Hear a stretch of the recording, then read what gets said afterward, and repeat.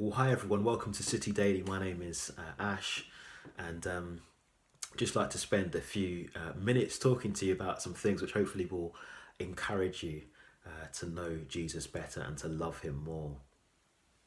Now, every now and again, myself and my son, Evan, who's a toddler, will play hide and seek together. And it is good fun, but the interesting thing is that at this age, he hasn't really quite got the concept of hide and seek. So he'll often run off to a different part of the house, and he's not really hiding actually. He's gone into a corner and he's just gone really quiet and really still.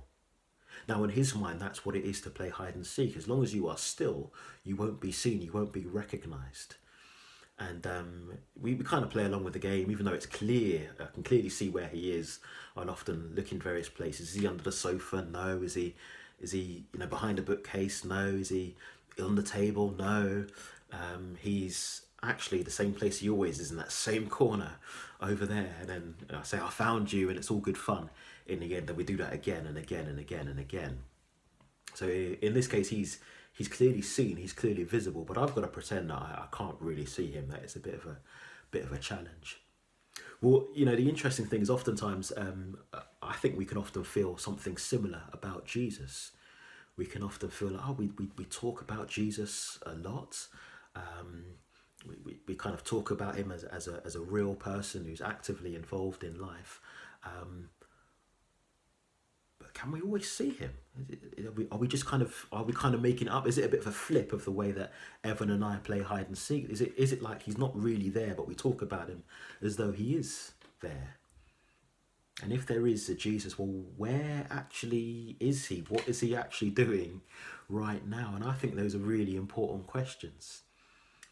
Last year, I was involved in taking some assemblies at a local primary school to mine. It was Easter time, and we were talking about the story of Jesus, the Easter story. And part of it involved a video, and I was fascinated as I was there watching the video with the kids. Many of these kids had never heard the Easter story before. And they'd seen Jesus, and he'd done some teaching, and Jesus being arrested and eventually dying and being put into the tomb. And then there came a point where words flashed across the screen: Jesus is alive. And there was a sharp intake of breath from one kid, because he'd never seen this story before. And it was so exciting to hear that this Jesus who'd done all the miracles and the teaching, it seemed like he died, but he's alive again. There was a sharp intake of breath, and soon after the video finished, and we were running quite tight on time, and that was the end of the lesson, so we didn't really have much time to talk things through or take many questions. But it got me thinking that if we did have some time, and I did have an opportunity to talk to that kid, I can imagine he'd probably ask the question, well, okay, if Jesus is alive, then where is he then? Show him. Where is he? What is he doing? And I think that's a question that many Christians, many people who've been following Jesus for a long time, ask. And that's a good question to ask. And actually, I'm going to turn to a bit of the Bible to help us out in that. I'm going to turn to something in Luke and something in Acts. Luke was a historian. He wrote, basically it's a 2-volume work. And towards the end of the first volume and the beginning of the first one, we get the story of what happened after Jesus came back to life. So it says this: so Jesus is with his friends, he's with his disciples. He led them out as far as Bethany, and lifting up his hands, he blessed them. While he blessed them, he parted from them and was carried up into heaven. And they worshipped him and returned to Jerusalem with joy, and were continually in the temple praising God. And I'm going to turn the page to there's something in Acts, so it's the 2nd volume of Luke's works, talking about really the same thing. And when Jesus had said these things, as they were looking on, he was lifted up, and a cloud took him out of their sight. And while they were gazing into heaven as he went, behold, 2 men stood by them in white robes and said, Men of Galilee, why do you stand looking up into heaven? This Jesus who was taken up from you into heaven will come in the same way as you saw him go into heaven. So really, we get there what's happened. Jesus lived a perfect life. He died, he came back to life, was resurrected. But then he ascended. He ascended back to to be with God the Father. And part of the reason why I really want to talk about this is actually because the ascension is actually vital for Christian life. The reality of Jesus having been victorious over death, him now being seated at the right hand of God the Father, actually has a significant impact on life. We're told in the Bible that he is ruling and reigning from where he is right now. He's ruling and reigning from heaven. We are told actually that he makes intercession for us.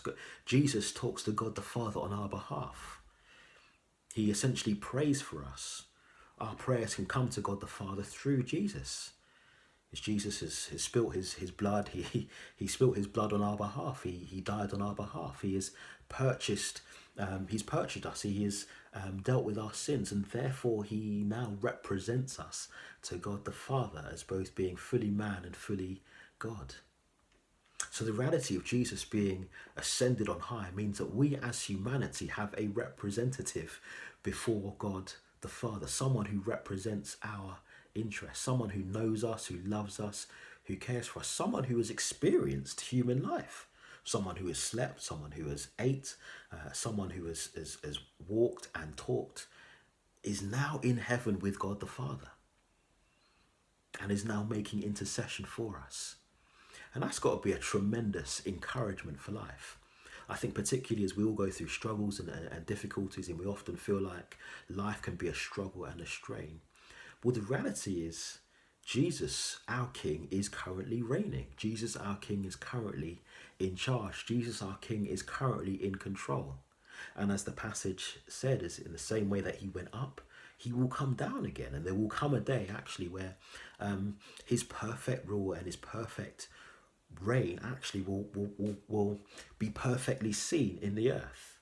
There will be a day where earth looks more like heaven, where earth will be completely transformed, completely changed. And that is the hope that the Christian lives with. We recognize what we live in at the moment. We've got our feet firmly planted in the ground, but we recognize that Jesus, our Jesus, who has ascended back into heaven, will come back again. And he will restore all things that are broken will be made new again. And that has got to be a tremendous encouragement for life. So guys, if you're wondering where Jesus is and what Jesus is doing, let's be reminded that he is active at the moment. He is ruling and reigning from where he is.